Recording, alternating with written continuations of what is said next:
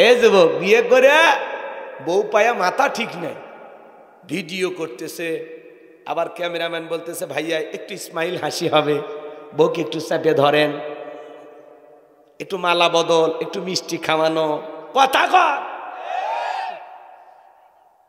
বাসর ঘরে সিনেমার মতো ভিডিও হচ্ছে, মনে হয় শুটিং চলতেছে,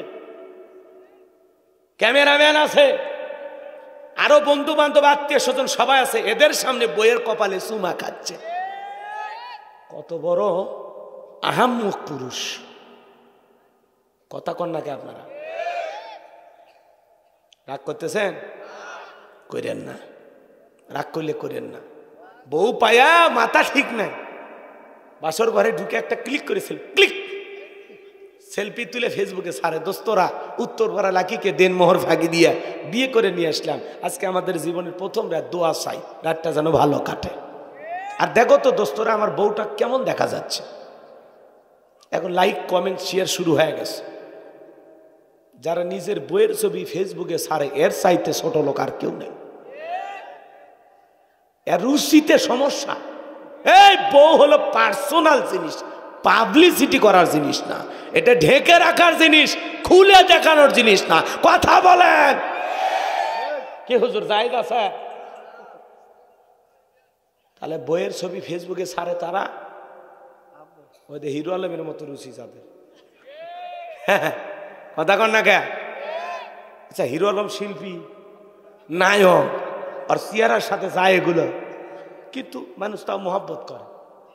এমনও লোক আছে আমি হিরো আলমের পাগল ভক্ত। কি বলবেন, এটা কি বুঝাবেন? কিচ্ছু বলার আছে? দেশটা এরকম। মেয়েটা চিন্তা করলো স্বামীর পকেটে টাকা নাই, বাসর ঘরে স্বামী যদি আমার কাছে না আসে জীবনটা বৃথা। এরকম রাত তো জীবনে বারবার আসবে না। আসবে নাকি? একজন আল্লাহর ওলির ছোট্ট একটা ঘটনা আমার মনে পড়ে গেল, আমি কি বলবো? বলবো। আল্লাহর ওলির নাম ছিল আমর বিন আস। 2 বছর ধরে পাত্রী খুঁজতেছেন, বিয়ে করবেন, কিন্তু কোনো ভাগ্যবান নারী খুঁজে পায় না। হঠাৎ করে একদিন আসর নামাজ পড়ার পরে তার বন্ধুর সাথে দেখা হয়ে গেল। ডেকে বলে, দোস্ত তুমি কি বিয়ে করছো? বলে, না করি নাই। আমি নিজে বড় আলেম হতে পারি নাই, কিন্তু আমার মনের আশা আমি এমন একটা নেককার বিবিকে বিবাহ করব যে নারী পর্দা করে, নামাজ পড়ে, কোরআন তেলাওয়াত করে। কার মেয়েকে বিবাহ করব যার পেট থেকে একটা নেককারের সন্তান পাওয়া যাবে। গাছ যদি ভালো হয় ফলও ভালো হবে। কথা কোন ঠিক কিনা? বিয়ে করার আগে দেখবা মেয়ের মা পর্দা করে কিনা, এমনকি ওর নানি দাদি পর্দা করে কিনা, কারণ গাছের গোড়া ঠিক মাথাও ঠিক।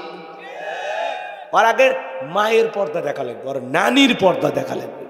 কথা কন শোনো যুবক, পাগল হয়ে যায় না, সামনের দিকে যায় আমার ভাইয়েরা। এইবার যে কথা বলতে চাচ্ছিলাম, দিল দিয়া কথাগুলো বুঝে যান। আল্লাহর ওলি আমর বিন আসের বন্ধু ডেকে বলে, দোস্ত আমার জানা মতে এই গ্রামে একটা মেয়ে আছে, যেই মেয়েটা তার মা বাবা ছাড়া দুনিয়ার কোনো পুরুষের সাথে দেখা করে নাই, কথাও বলে নাই। এই মেয়েটা হলো নেককার, নামাজি, আল্লাহু আকবার বলে। এইবার আমর বিন আস তথ্য নিয়ে দেখলো ঘটনা সত্য। মেয়েটা বাবা মা ছাড়া দুনিয়ার কারোর সাথে কথা বলে নাই। বিবাহ হয়ে গেল। বাসর ঘরে প্রবেশ করবে, তাকায় দেখে বাসর ঘরে আমর বিন আস তার প্রিয়তমা স্ত্রী আল্লাহ রাব্বুল আলামিনকে সিজদা দিতেছে, বাসর ঘরে নামাজ আদায় করতেছে। বলুন মারহাবা। স্বামী ঘরে ঢুকে বউ কি করতেছে? স্বামী ঢুকে দেখে বউ নামাজ পড়তেছে। মনের মধ্যে খুশি হয়ে গেল, আল্লাহ এইরকমই তো চাইছিলাম। আর আপনি রাগ করতেছেন মনে হয়।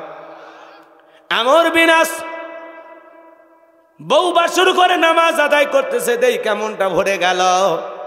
এইবার নামাজ শেষে যখন স্বামী স্ত্রী দেখা হয়ে গেল, সালাম আদান প্রদান হয়ে গেল, মনটা আরো খুশি হয়ে গেল। এইবার ঘোমটা তুলে যখন বইয়ের চেহারার দিকে তাকাইছে, এক নজর দেখা ঘর থেকে দৌড়ে বের হয়ে আসছে, আর ঘরে ঢোকে না। বউ এইবার চিন্তা করলো, স্বামীর সাথে তো কোনো বেয়াদবি করি নাই, সালাম কালাম হয়েছে, কোনো বেয়াদবি করি নাই, আমার চেহারাটা দেখে কেন আমার স্বামী দৌড় মারলো? দেখি তো আমার স্বামীটা গেল কোথায়। 1 পা 2 পা করে দরজার কাছে এসে তাকায় দেখে স্বামী বাড়ির বারান্দায় দাঁড়িয়ে আছে। এইবার ডেকে বলে, স্বামী আমি শুনেছি আপনি নাকি অনেক বড় আল্লাহর ওলি। আজকে আমার জীবনের প্রথম রাত, বাসর রাত। জীবনে কোনোদিন কোনো পুরুষকে আমি দেখি নাই, জীবনে প্রথম আমি আপনাকে দেখেছি গো স্বামী। আপনি যদি আজকে আমার হক না আদায় করেন, যত বড় আল্লাহর ওলি হন, কঠিন কিয়ামতের ময়দানে আল্লাহর দরবারে আমি আপনাকে আসামি বানাবো। এবার আল্লাহর ওলি আমর বিনাশ বাসর ঘরে প্রবেশ করলেন। বিবির সাথে ভালোবাসা বিনিময় হয়ে গেল। পরের দিন সকালবেলা ঘুম থেকে উইটা বউকে রেখে চলে গেল। এক দুই নয় 25টা বছর কেটে গেল, আর বইয়ের খবর নিল না। 25 বছর পরে তাদের জীবনের ঘটনাটা কোন দিকে মোড় নেয় আমি কি একটু বলবো? কারা কারা শুনবেন হাত দুইটা তুলে দেখান। লিল্লাহে তাকবীর। হাত নামানোর ভাইয়েরা। তাহলে বাসর ঘরে বউ বলতেছে, আরে স্বামীর যদি টাকার লোভটা করি তাহলে তো আমার কাছে আসবে না, ভালোবাসবে না। ব্ল্যাকমেল কইরা যে বইয়ের কাছ থেকে মহারানার টাকাটা মাপ নিল, ফেরেশতারাকে ভিডিও করছে কিনা, লেখছে কিনা, দেখছে কিনা। এইবার বাজান স্ত্রী বাধ্য হয়ে বলতেছে, ঠিক আছে যাও, মাফ করে দিলাম। এটা মাপ না, এটা মাপ হতে পারে। আপনি 50,000 টাকা দেন, দিয়ে 50,000 টাকা আপাতত কিছুদিন মাফ চান, যে শোনা 1 লাখ টাকা 50 দিলাম, আর বাকি 50 আমি পরে আস্তে আস্তে পরিশোধ করে দেব, আমাকে আপাতত মাফ করে দাও। এটা মাফ করবে, কিন্তু এক দেখায় 1 লাখ টাকা জীবনেও মাফ করেনি। আপনি আপনার বউকে কালকে জিজ্ঞাসা করেন, আপনার বউ সত্যি আপনাকে মন থেকে মাফ করেনি? যারা এখনো বইয়ের দেন মহারানা পরিশোধ করেন নাই, বইয়ের মহারানা আদায় করেন নাই, এখনো সময় আছে আদায় করেন, না হলে কিয়ামতের ময়দানে জিনাকার নারী পুরুষের কাতারে আপনাকে আল্লাহ দাঁড় করাবে। সাবধান, যতটুকু পারেন পরিশোধ করে দিয়ে বাকিটা মাফ চেয়ে নেন। আল্লাহ বোঝার তৌফিক দান করুক। জোরে বলুন আমিন। কষ্ট হয়, কষ্ট হয়। তাহলে আল্লাহ রাব্বুল আলামিন বলেন, কুল্লু নাফসিম বিমা কাসাবাত রহিনা। প্রত্যেকটা ব্যক্তি তার নিষ্কৃত কর্মের ব্যাপারে আবদ্ধ। এ বাজান গো আমার, দুনিয়াতে ভালো মন্দ যা করবেন, যার অন্তরে আল্লাহর ভয় আছে, যে হিসাবের ভয় করবে, সে সুদ খাইতে পারবে না, ঘুষ খাইতে পারবে না, জিনা ব্যভিচার করতে পারবে না, খাদ্যে ভেজাল দিতে পারবে না, ওজনে কম দিতে পারবে না, নিজের ব্যবহারের কারণে মানুষকে কষ্ট দিতে পারবে না। কথা বলেন ঠিক কিনা? আপনি আমি দুনিয়ার জীবনে যা করতেছি বাজার, প্রত্যেকটা কথা লিপিবদ্ধ হয়ে যাচ্ছে। আমি গোলাম রব্বানী কি ওয়াজ করতেছি, লিপিবদ্ধ করা হচ্ছে, রেকর্ড করা হচ্ছে। মুফতি গিয়াসউদ্দিন তাহিরি যে ওয়াজ করে সেইটাও রেকর্ড হচ্ছে। কথা বলেন ঠিক কিনা? দেখেন মুফতি গিয়াসউদ্দিন তাহিরি হুজুর, তার পাওয়ার কত, তার পাওয়ার কত। প্রশাসনের ভাইরা তাকে গ্রেফতার করতে গেছে, কোনো কারণে তাকে জিজ্ঞাসা করবে, তার বিরুদ্ধে 2টা মামলা হয়ে গেছে। কয়টা মামলা? এইবার যখন তাকে ধরতে গেছে, তার ভক্তরা পুলিশের গাড়ি ভাঙচুর কইরা 6 জন পুলিশকে আহত কইরা হাসপাতালে পাঠাইছে। তাহলে তাহিরি হুজুরের ভক্তের পাওয়ার কত বোঝেন? পুলিশকে পিটায় আহত করে হাসপাতালে পাঠাইছে। আমরা বলবো, তাহিরি ভাই, আপনার বিরুদ্ধে মামলা হয়েছে, প্রশাসন আপনাকে ধরতে গেছে, আইনের প্রতি শ্রদ্ধা সম্মান রেখে তাদের কথায় আপনার হয় থানায় যাওয়া উচিত ছিল, অথবা তারা কি জিজ্ঞাসা করে সেই জবাবদিহিতায় সম্মুখীন হওয়া উচিত ছিল। কথা বলে ঠিক কিনা? আর তা না কইরা ভক্তদেরকে এদিকে লেলিয়ে দিয়া উনি দৌড়ে পালিয়ে গেছেন। কেন? যারা বীর পুরুষেরা পালায় না। আপনি গ্রেফতার হলে কি হবে? সমস্যা হবে? এত ভয় পান কেন? দেশের প্রশাসনের প্রতি আমাদের শ্রদ্ধা সম্মান আছে না? আমি তো কোনো অপরাধ করিনি, তাহলে ভয় পাবো কেন? এই জন্য তাহিরি সাহেবকে পুলিশ যখন গ্রেপ্তার করতে গেছে, তার ভক্তরা পুলিশের গাড়ি ভাঙচুর করেছে। 3টা গাড়ি নিয়ে প্রশাসনের ভাইয়েরা গেছিল, 3টা গাড়ি ভেঙে চুরমার করে দিয়েছে। কয়েকজন পুলিশকে তাহিরি সাহেবের ভক্তরা পিটায়া আহত করে হাসপাতালে পাঠায়। কেন রে ভাই? পুলিশের গায়ে কেন হাত দেবেন? কথা বলেন না কেন? তাহিরি সাহেব অবশ্যই গ্রেপ্তার হবে। যে অপরাধ শুরু হয়ে গেছে, পুলিশকে আহত করার কারণে তাহিরির ভক্ত সহ 10 জনের বিরুদ্ধে মামলা হয়ে গেছে। এখানে তাহিরি সাহেব আসামি। এখন ঝামেলা কমলো না বাড়লো? তো নিজের হাতেই ঝামেলা বাড়াইলেন। প্রত্যেকটা চ্যানেলে নিউজ প্রচার হচ্ছে, ইসলামিক বক্তা তাহিরিকে গ্রেপ্তার করতে গিয়ে তার ভক্তের হাতে মার খাইলেন পুলিশ। চিন্তা করা যায় ভক্তের পাওয়ার কত? আমাকে পুলিশ ধরতে আসে, আমি চলে যাব, আমি তো অপরাধ করি। কথা বলেন না কেন? তাহিরি সাহেব আপনারা চেনেন না? কি সুন্দর বলেন, বসেন বসেন, বৈশা যান। এমন কোনো বিয়ের বাড়ি নাই, ডিজে পার্টি নাই যেখানে তাহিরি সাহেবের গান বাজে না। কথা বলে ঠিক কিনা? ওনাকে আল্লাহ কণ্ঠ দিয়েছে, একটা চমৎকার কণ্ঠ। ওই কণ্ঠ দিয়া কোরআন সুন্নাহর হক কথা যদি তুলে ধরতেন, তার জনপ্রিয়তা আরো বেড়ে যেত। কথা বলে ঠিক কিনা? কি করে জিকিরের নামে লাফালাফি, উল্টা পাল্টা। আল্লাহ যেন প্রিয় ভাইকে হেদায়েত দান করেন, জোরে বলুন আমিন। আর তার বিরুদ্ধে যে মামলাগুলো হয়েছে, আমার মনে হয় মামলার মুখোমুখি হওয়া দরকার। এভাবে ভক্তদের লেলিয়ে দিয়ে পুলিশকে পিটাইয়া কয়েকদিন আপনি বাঁচবেন? ঝামেলা আরো বাড়বে। পুলিশকে খেপাইলে সমস্যা আছে না নাই ভাই? এই জন্য কথায় আছে, ওই যে কি যেন একটা বলে না, বাঘে ধরলে কত খা, পুলিশে ধরলে কত খা। এইরকম আপনি পুলিশের গায়ে আপনার ভক্ত কেন হাত দিলে, আপনি আরো পুলিশকে হেফাজত করবে। ভক্তদেরকে বলবেন এই আমার জন্য দোয়া করো, আমি থানায় গেলাম। বীর পুরুষ, কথা ঠিক কিনা? আপনি পুলিশ ধরতে গেছে সেই ভয়ে দৌড়ে পালিয়ে গেলেন, আর এদিকে আপনার ভক্তরা প্রশাসনের ভাইদের গাড়ি ভাঙলো, তাদেরকে পিটাইলো। এইটা কেন ঘটলো? আর তাহিরি সাহেবকে এভাবে ধরতে গেছেন প্রশাসনের ভাইয়েরা, কেনই বা ধরতে গেলেন? কি মামলা, কতটুকু কি, আমরা তো কিছুই জানি না।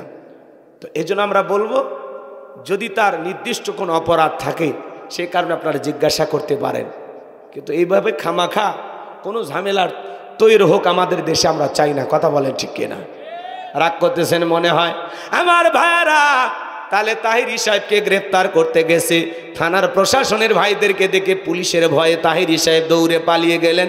আর ভক্তরা কি করলো, গাড়ি টাড়ি ভেঙে দিল, প্রশাসনের ভাইদের গায়ে হাত দিয়া ঝামেলাটা আরো বেশি বাঁকাইছে। কথা বলে ঠিক কিনা? এরকম করা যাবে না। আলেমদের হওয়া লাগবে সাহসী। তাহিরি ভাই মঞ্চে বড় বড় কথা বলেন, সাহস তাহলে আপনার গেল কোথায়? কথা বলেন না কেন?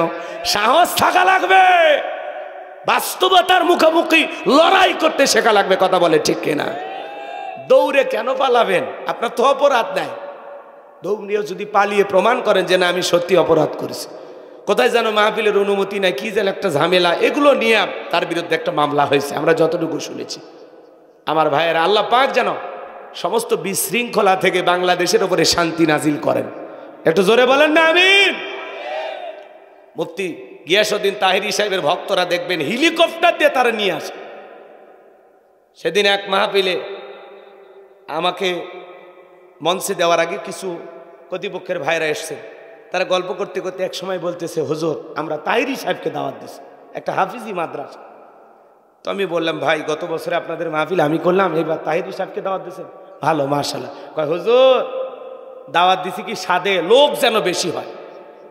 উনি কি ওয়াজ করে না করে ওটা আমাদের দেখার বিষয় নয়, আমরা চাই তাহিরি সাহেব আসলে লোক বেশি হবে, শ্রোতা বেশি হবে, এই জন্য দাওয়াত দিয়েছি। আর হুজুর তো আসবে হেলিকপ্টারে, দেখছেন হেলিকপ্টার দিয়ে বক্তা নিয়ে আসে। তাহলে তাহিরি সাহেবের ভক্ত আছে না? না, তার ভক্তরা আবার ফেসবুকে লিখতেছে তাহিরি সাহেবের কিছু হলে জ্বলবে আগুন ঘরে ঘরে। এই জন্য তো ভক্তরা পুলিশকে পিটাইছে। এই ভক্তদের সাহস পরীক্ষা করা দরকার। কথা কন না কেন ভাইয়েরা আমার? প্রশাসনের গায়ে হাত দেবেন না। আমাদের প্রশাসনের প্রতি শ্রদ্ধা সম্মান রাখার দরকার আছে না নাই? আইনের প্রতি সম্মান দেখে তাহিরি ভাইয়ের এখনো সময় আছে, থানায় গিয়ে সিলিন্ডার করা, আত্মসমর্পণ করা। কথা বলেন ঠিক কিনা? না হলে ভাই যতই লুকিয়ে থাকেন, মামলা দুইটা হয়ে গেছে, আপনাকে বিচারের মুখোমুখি করা লাগবে। কথা কন ঠিক কিনা? কষ্ট হয় আপনাদের? বিরক্ত হচ্ছেন বাজান আমার? আল্লাহ তাআলা কণ্ঠ দিয়েছেন, তাহিরি ভাইয়ের কণ্ঠ যেন আল্লাহ হকের পদে কবুল করেন। কথা বলেন ঠিক কিনা? এখনো সময় আছে, নিজেকে পরিবর্তন করেন। তাছাড়া দিন যত যাবে ঝামেলা তত বাড়বে। আর যাই হোক, বাংলাদেশে কোনো ভণ্ডামির ঠাঁই হবে না। এই দেশে মাজারের নামে কোনো ভণ্ডামি করতে দেয়া হবে না। কথা কি বোঝা গেল? এই দেশে যত শিরিক আছে, বেদাত আছে, সব বন্ধ করতে হবে। কথা বলেন ঠিক কিনা? বাংলাদেশ হকের জমিন, এই জমিনে হকের আওয়াজ চলবে। শিরিক বিদাত নিয়ে যারা পড়ে আছেন, এখনো সময় আছে, পরিবর্তন হয়ে যান। আল্লাহ আমাদের সঠিক বুঝদান করুন, জোরে বলুন আমিন। তাহিরি সাহেবকে বলবো, যে সুন্দর কণ্ঠ আল্লাহ দিয়েছেন, এই কণ্ঠ দিয়ে কোরআন সুন্নাহ গবেষণা করে চমৎকার কিছু কথা জাতির সামনে উপস্থাপন করেন, জাতি আপনার সমস্ত ত্রুটিগুলো মাফ করে দেবে। কথা বলেন ঠিক কিনা? আমার ভাইরা চলেন সামনের দিকে যাই। আমি যে কথা বলতে চাচ্ছিলাম, আমার আল্লাহ রাব্বুল আলামিন বলেন ইল্লা আসহাবাল ইয়ামিন, ডানপন্থী যারা জান্নাতি তারা, ডান পাশে যারা থাকবে তারা নিরাপদ। আল্লাহ রাব্বুল আলামিন বলেন ওয়া কুনতুম আজওয়াজান সালাসা ফাআসহাবুল মাইমানাতি মা আসহাবুল মাইমানা ওয়া আসহাবুল মাশআমাতি মা আসহাবুল মাশআমা ওয়াস-সাবিকুনা আস-সাবিকুন উলাইকাল মুকাররাবুন। একটু জোরে বলুন আল্লাহু আকবার। সূরা ওয়াকিয়ার ভিতরে আল্লাহ তাআলা জানিয়ে দিলেন কঠিন কিয়ামতের ময়দানে মানুষকে আল্লাহ তাআলা তিন শ্রেণীতে ভাগ করবে। এর মধ্যে ডান পাশে যারা থাকবে ডানপন্থী যারা জান্নাতি তারা, ডান পাশে যারা থাকবে তারা থাকবে নিরাপদ। এজন্য মুসলমান হওয়া লাগবে ডানপন্থী, কথা বলেন ঠিক কিনা? কঠিন কিয়ামতের ময়দানে আল্লাহ পাক যেন আমাদেরকে ডানপন্থী হিসেবে কবুল করেন, জোরে বলুন আমিন। এরপরে আল্লাহ রাব্বুল আলামিন বলেন ফি জান্নাতি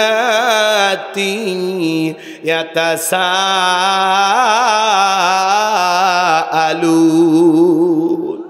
আরেকটু জোরে বলেন আল্লাহু আকবার। আমার আল্লাহ রাব্বুল আলামিন বলেন ফি জান্নাতি ইয়াতাসাআলুন,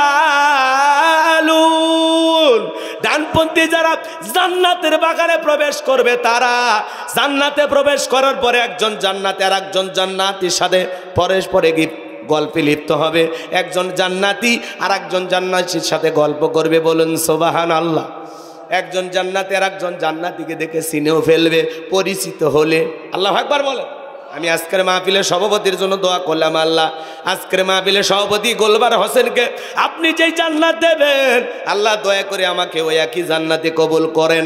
আল্লাহ যদি দয়া করে আমাদের জীবনের ত্রুটিগুলো মাফ করে দিয়া কঠিন কিয়ামতের ময়দানে ফয়সালায় আল্লাহ যদি গোলবার সাহেব আমাকে জান্নাত দেয়, আল্লাহ যদি দয়া করে জান্নাত দেয়, আমরা দোয়া করলাম আল্লাহ আজকের মাহফিলের সকল শ্রোতাদেরকে আমাদের সবাইকে আল্লাহ তাআলা একই জান্নাতে কবুল করুন, জোরে বলুন আমিন। আল্লাহ যদি দয়া করে জান্নাত দেয় তাহলে একজন জান্নাতি আর একজন জান্নাতির সাথে পরে পরে গল্পে লিপ্ত হবে। ফি জান্নাতি ইয়াতাসাআলুন, তারা জান্নাতের বাগানে প্রবেশ করবে এবং একে অপরের সাথে গল্পে লিপ্ত হবে, পরস্পরে জিজ্ঞাসাবাদ করবে, একে অপরের সাথে আলোচনা করবে। সুবহানাল্লাহ বলেন। তো উনি আমাকে দেখে চিনতে পারবে অথবা আমি তাকে দেখে চিনতে পারবো। ওই যে আপনি সিরাজগঞ্জের মানুষ, হ্যাঁ হ্যাঁ, ওই যে আপনার বাড়ি গাইবান্ধা, ও চিনতে পারবে। ওই যে আপনার বাড়ি ভাইয়ের সর, হ্যাঁ আমার বাড়ি তো কামারখন্দ ছিল। ও দেখেন আল্লাহর কি দয়া, দুনিয়াতেও দোস্তি ছিল, বন্ধুত্ব ছিল, আজকে জান্নাতেও আপনার সাথে দেখা হয়ে গেল। আসেন আসেন আসেন, দুইজন মিলে জান্নাতের বাগানের ভিআইপি চেয়ারে বসে একে অপরের সাথে গল্পে লিপ্ত হবে। সুবহানাল্লাহ, একটু জোরে বলেন না সুবহানাল্লাহ। এবার শোনেন শোনেন, দিল দিয়া কথাগুলো শোনেন। অনেকে ভাবতেছেন হুজুর দোয়া করলে জান্নাত পাশাপাশি এতই সহজ। আল্লাহ নবী মুসা আলাইহিস সালাম আল্লাহকে ডেকে বলেন আল্লাহ আমারে কি জান্নাত দেবেন? আমার আল্লাহ ডেকে বলে পয়গম্বর অবশ্যই আমি আল্লাহ তাআলা আপনাকে জান্নাত দেব। পৃথিবীর সকল নবীরা জান্নাতি, সুবহানাল্লাহ। এবার মুসা আলাইহিস সালাম ডেকে বলে আল্লাহ জান্নাতে আমার প্রতিবেশী কে হবে? জান্নাতে আমার পাশের ফ্ল্যাটে কে থাকবে? একটু জানতে মনে চায়। সুবহানাল্লাহ বলবেন না? কষ্ট হচ্ছে আপনাদের? বিরক্ত হলে বলেন দোয়া করে দিই। নাকি তাহেরি সাহেবের কথা বলাতে মন খারাপ? আমি তাহেরি সাহেবের মোহাব্বত করি, তার কণ্ঠটাকে আমার ভালো লাগে। ওই কণ্ঠটা হকের পথে যদি চালু করতেন, এই যে লাফালাফি জিকির, হ্যাঁ এই যে নানান ধরনের তিরিঙ্গিরি, একটু ফিরে আসলেই ভালো, কথা বলে ঠিক কিনা? কতটুকু কি হবে এটা আল্লাহ ভালো জানে, ওনার তকদিরে যেটুকু আছে সেটুকুই হবে। ওই যে আগে বললাম কর্মের ফল তো ভোগ করাই লাগবে। আমি যদি খারাপ কিছু করে থাকি সেটারও ভোগ করা লাগবে, আর ভালো কিছু থাকলে সম্মান তো থাকবে, কথা কোন ঠিক কিনা? এই দিক খেয়াল করেন, দিল দিয়া কথাগুলো বোঝার চেষ্টা করবেন বাজান গো আমার। আল্লাহর নবী মুসা আলাইহিস সালাম ডেকে বলে আল্লাহ জান্নাতে প্রতিবেশী কে হবে জানতে বড় মনে চায়, কারণ প্রতিবেশী যদি ভালো হয় বসবাস করে শান্তি পাওয়া যায়।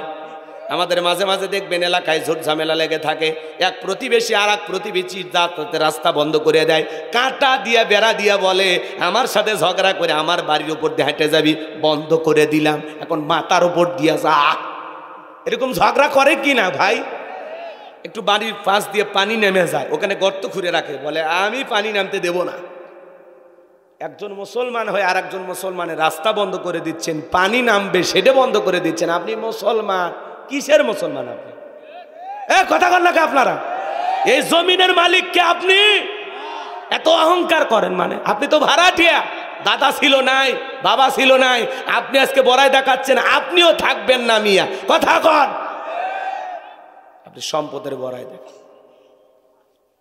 একবার পাবনা ওয়াজ করতে গেলাম, একজন বলে হুজুর এইদিকে আমার চাচা, মাঝখানে যা দেখতেছেন আমার বড় আব্বার, এই পাশে সব আমার আব্বার, এই এলাকাতে আমাদের বংশের সব লোকের জমি, এই এলাকায় আর কারো জায়গা নেই, কারো জায়গা নেই, সব সম্পত্তি এলাকার আমাদের, আমরাই মালিক, আমরাই।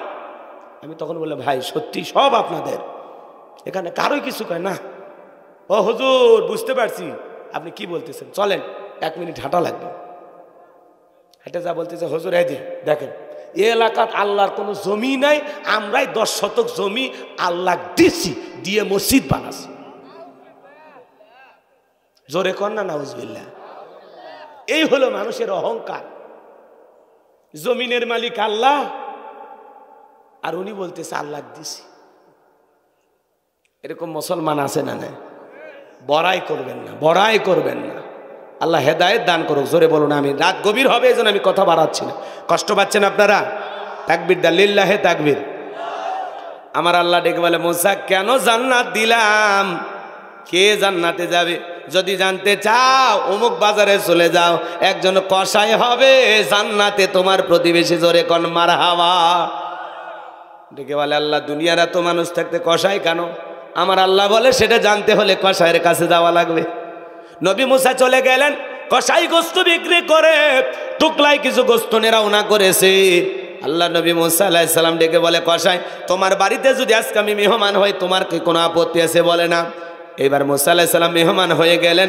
কসাইয়ের বাড়িতে যাওয়ার পরে কসাই সুন্দর করে গোস্তগুলো রান্না করে একটা বাটির মধ্যে গোস্ত নিয়া কিছু উঠি নিয়া, আমার ভাইয়েরা তার জনম দুঃখিনী মা চোখে দেখতে পারে না, অন্ধ মায়ের মুখে খাবার তুলে তুলে দিচ্ছেন। সুন্দর করে মারে খাওয়ানোর পরে আহারে নিজের পরনের কাপড় দিয়া মায়ের মুখটা মুছে দিলেন। এইবার দুঃখিনী মা 2টা হাত তুলে দোয়া করে বলে আল্লাহ আমার ছেলেটা আমার এত সেবা করে, এত খেদমত করে, আল্লাহ আমার ছেলের ওপরে আমি বড় খুশি। ও আল্লাহ আমি দোয়া করি এই জামানার নবী মুসা যেই জান্নাতে থাকবে আমার ছেলেটাকেও তুমি ওই একই জান্নাতে কবুল করে নিও। চিৎকার মেরে বলুন মারহাবা। এবার নবী মুসা আলাইহিস সালাম কাছে যখন কসাই চলে আসলেন, ডেকে বলে মহিলা দোয়া করলো কে? বলে আপনি মন খারাপ করবেন না, ওইটা আমার মা প্রতিদিন দোয়া করে আল্লাহ যেন জামানার নবী মুসার সাথে আমার একই জান্নাত দেয়। আপনি বলেন কই জামানার নবী মুসা আর কই আমার মতো সামান্য কসাই আল্লাহকে এই দোয়া কখনো কবুল করতে পারে? নবী মুসা ডেকে বলে কসাই রে আমি হলাম জামানার নবী মুসা, তোমার মায়ের দোয়া আল্লাহ কবুল করেছেন, আল্লাহ নিজে জানিয়ে দিয়েছেন আমি যেই জান্নাতে থাকবো সেই জান্নাতের পাশের ফ্ল্যাটে আল্লাহ তোমাকেও জায়গা করে দিয়েছে শুধুমাত্র তোমার মায়ের দোয়ার কারণে। আল্লাহু আকবার।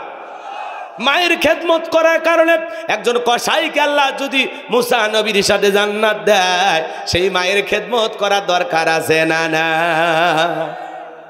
এক সাহাবী মায়ের খেদমত করত, এই জন্য আল্লাহ তাআলা ওই সাহাবীর কণ্ঠটা এত পছন্দ করতেন, জান্নাতের ভিতরে সাহাবীর কণ্ঠের তেলাওয়াত শোনা যেত।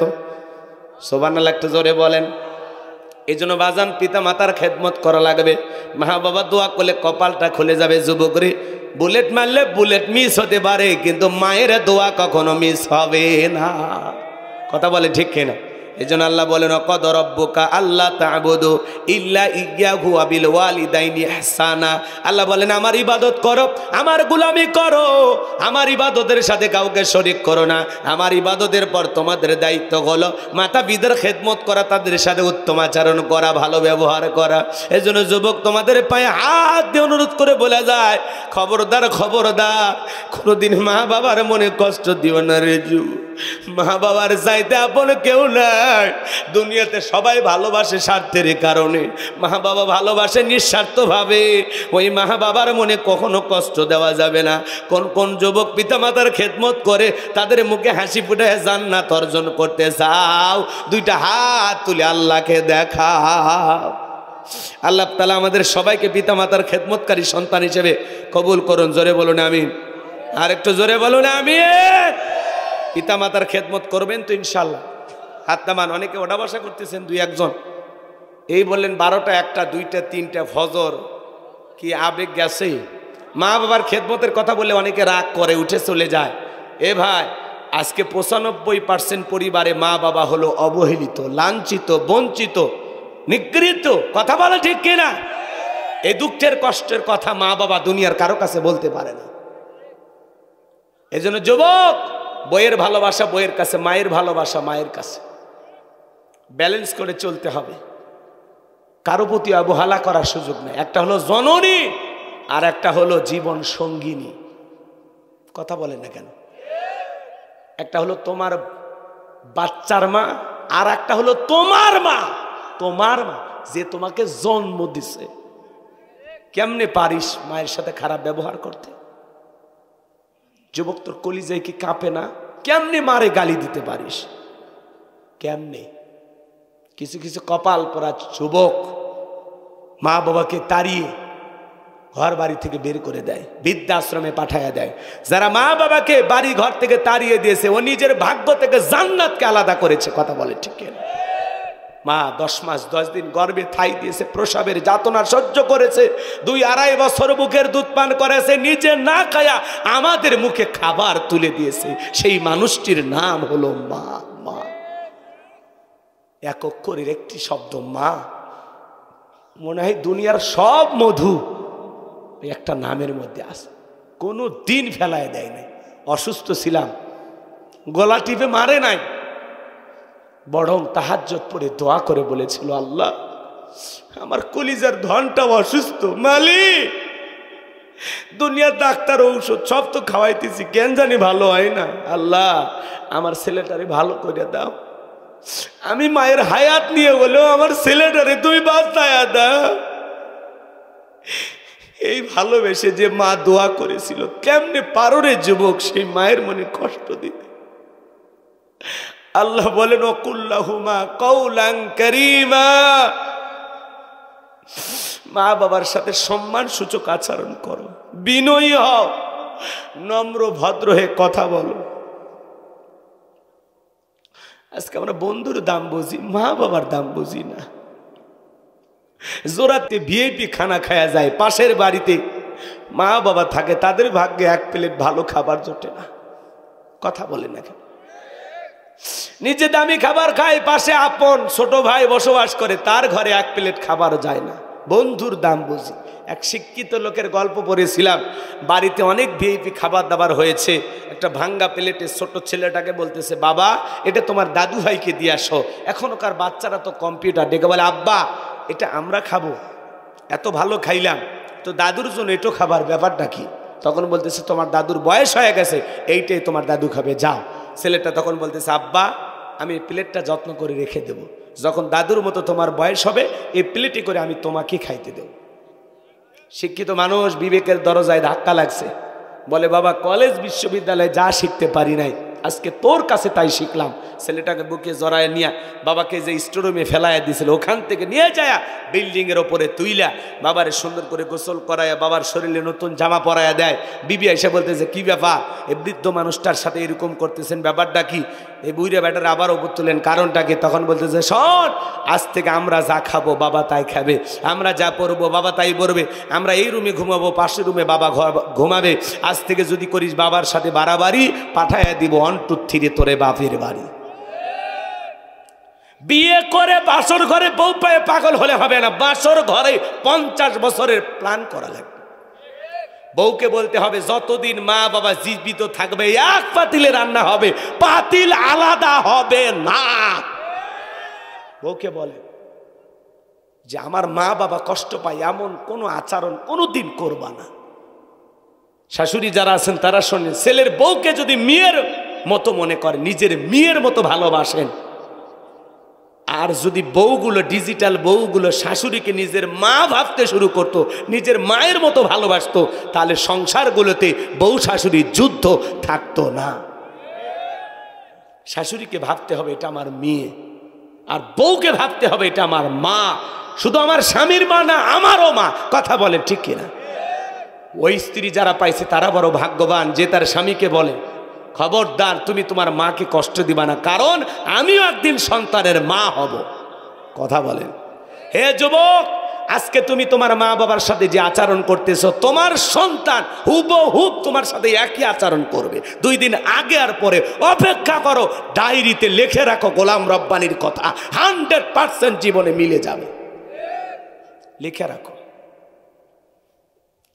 কষ্ট হয়, মা বাবা কত বড় যে নিয়ামত। শ্বশুরের একটা পালসার ডিসকভার পায় পাগল হয়ে যাচ্ছে, শাশুড়ির দরজায় পালসার ডিসকভার ব্রেক করে কয় আম্মা। শাশুড়ি গায়ে ছোটবেলায় মাদ্রাসায় পড়েছিল, গুণ না মুখস্থ। শ্বশুরের সামনে মোটরসাইকেল থামায় ডাক দেয় আব্বা কেমন আছেন, আব্বা কি খেয়েছেন, আব্বা কোথায় যাচ্ছেন। শ্বশুর কয় মারাত্মক জামাই পাইছি, আব্বা কইতে কইতে মুখের ভেনা তুলে ফেলে দেয়। ছোটবেলায় মাদ্রাসায় পড়েছিল, কলকলার সব হরফ মুখস্থ, একবারে মাখরাজের সহিত আদায় করে। কি বলেন? বিয়ের পরে শ্বশুর শাশুড়ি হয়ে যায় আব্বা আম্মা, আর মা বাবা হয়ে যায় বুড়ে বুড়ি। তোর কপালত লাত্তি আর গড়ি, মরার পরে ফেরেশতারা বাইরে ফুটে করবে ভুরি, জাহান্নামে হবে তোর বসত বাড়ি। আল্লাহ রসুল বলেছেন হুমা জান্নাতুকা ওয়া নারুকা, তোমার পিতা মাতাই তোমার বেহেশত, তোমার পিতা মাতাই তোমার দোজখ। হে যুবক, সেই মা বাবার মনে কখনো কষ্ট দেওয়া যাবে। বৃদ্ধ বয়সে বাবার একটু চা, বাবার একটু ঔষধ, এটুকু দিতে পারলো। তোমার 22 বছর 25 বছর এই বাবা মাথার ঘাম পায়ে ফেলে স্কুলে পড়াইছে, কলেজে পড়াইছে, মাদ্রাসায় পড়াইছে, ভুলে গেলি অতীতের কথা। পিকনিক কার টাকা দেখাইছিলি মনে নাই তো? তোর শরীরের সুন্দর সুন্দর জামা কে কিনে দিয়েছিল? এই বৃদ্ধ বাবা। আজকে ভুলে গেলি শীতের দিনে বাবার একটা কম্বল কিনে দিতে পারিস না, শীতের দিনে বাবার শরীরে এক সেট জামা কিনে দিতে পারিস না। অথচ যখন শীতের মৌসুম আসতো, মা বাবাকে বলতো ও মুখের বাবা, আমার ছেলে শীতের পোশাক লাগবে, আমার সন্তানটার কষ্ট হয়। বাবা সারা দিন মানুষের বাড়িতে কাজ খোঁজে, কাজ পায় না, বন্ধুর হাতে পায়ে ধরে ধার চাই, দোস্ত আমার 1000 টাকা দে, আমার ছোট্ট ছেলেটার শীতের জামা লাগবে, আমি 2 দিন পরে পরিশ্রম করে তোরে দিয়ে দেব। বাবা মানুষের হাতে পায়ে ধরে তোমার আমার জন্য শীতের পোশাক 2টা কিনে নিয়ে আসছে। মা চাইছে একটা, বাবা কিনে নিয়ে আসছে 2টা। স্ত্রী বলে অভাবের সংসার, আমি চাইছি একটা, কেন 2টা আল্লাহ? বাবা বলে আমার ছেলেটারে আমি যে কত ভালোবাসি, তুমি তো জানো না রে, 2টা কেন, মনটা তো চায় ছেলেটার জন্য কলিজাটা কাইটে দে, কলিজাটা কাইটে দে।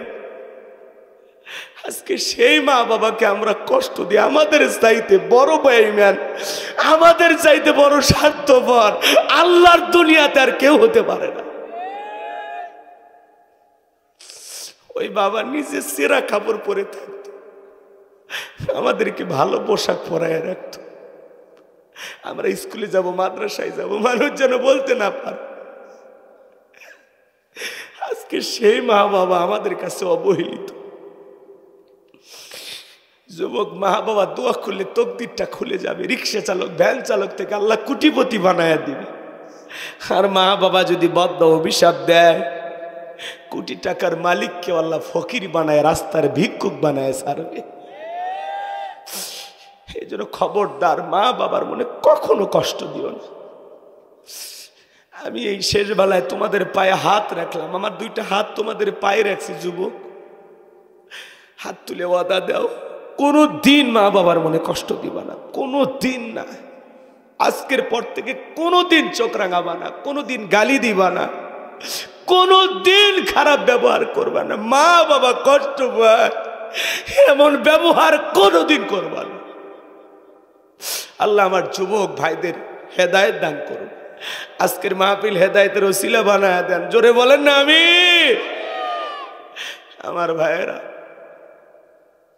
মা কি যে নিয়ামত, কি যে নিয়ামত। রাত 2টা 1টার দিকে ফোন দেন, ফোন ধরে। বউরে ফোন দিলে ধরে না। যদি পরে জিজ্ঞাসা করা হয় কেন ধরল না, কই ঘুমাইছিলাম। আর মারে ফোন দেন, বলে বাবা বয়স হয়ে গেছে, ঘুম আসে না, তোর টেনশন হয়, বাইরে থাকস, কি করো না করো, কখন ফোন দাও। মা কারে বলে, মা কারে বলে। আল্লাহ আমাদের হেদায়েত দান করুক। এটা জোরে বলেন আমিন। রক্তে ভাসিয়া যাতনাই কাঁদিয়া আনলে মাগো আমায় এই দুনিয়ায়, তোমার ঋণ আমি কি দিয়ে শোধাই মাগো, তোমার ঋণ আমি কি দিয়ে শোধাই। দেখেছি পৃথিবীতে প্রথম মায়ের মুখ, পেয়েছি ভালোবাসাই পূর্ণ মায়ের বুক। বলতে পারি না কথা, মা বোঝে আমার ব্যথা, বলতে পারি না কথা, মা বোঝে আমার ব্যথা। তাই তো রেখেছো মা বুকেতে জড়াই, তোমার ঋণ আমি কি দিয়ে শোধাই মাগো, তোমার ঋণ আমি কি দিয়ে শোধাই। কখনো গভীর রাতে উঠলে আমি কেঁদে, বুকে মা শক্ত করে রাখতো আমায় বেঁধে। তোমার ওই দুধের দাম কে দেবে প্রতিদান, এই দুনিয়ায় মাগো আজ মেলে নাই। তোমার ঋণ আমি কি দিয়ে শোধাই মাগো, তোমার ঋণ আমি কি দিয়ে শোধাই। বিদেশে সন্তানের যদি বিপদ হয়, দুঃখিনী মায়ের অন্তর কবু কান্দা কয়। কোথায় আছো মাওলায় আমার, খুলে দাও দয়ার দুয়ার, আদরের মানিক আমি বুকে ফিরে চাই। তোমার ঋণ আমি কি দিয়ে শোধাই মাগো, তোমার ঋণ আমি কি দিয়ে শোধাই। রক্তে ভাসিয়া যাতনাই কাঁদিয়া আনলে মাগো আমায় এই দুনিয়ায়, তোমার ঋণ আমি কি দিয়ে শোধাই মাগো, তোমার ঋণ আমি কি দিয়ে শোধাই। তো জোরে কন্যা মার হবা। থাক, আর আলোচনা না করি, বাকি আয়াত থাক। হুজুর কি বলে, এরা যে কথা দেশের কথাই কয় না। চলবে লিল্লাহে তাকবীর। এই আওয়াজ 5 মিনিট জোরে দেন, লিল্লাহে তাকবীর। তাহলে মায়ের দোয়ার কারণে মুসা নবীর সাথে একটা কসাই যদি জান্নাতে যায়, সেই মায়ের দোয়ার পাওয়ার আছে না নাই?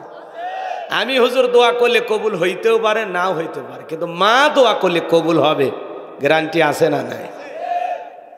এই জন্য দুনিয়াতে পীর সাহেব খুঁজে লাভ নাই। সন্তানের জন্য সবচাইতে বড় পীর হলো মা বাবা।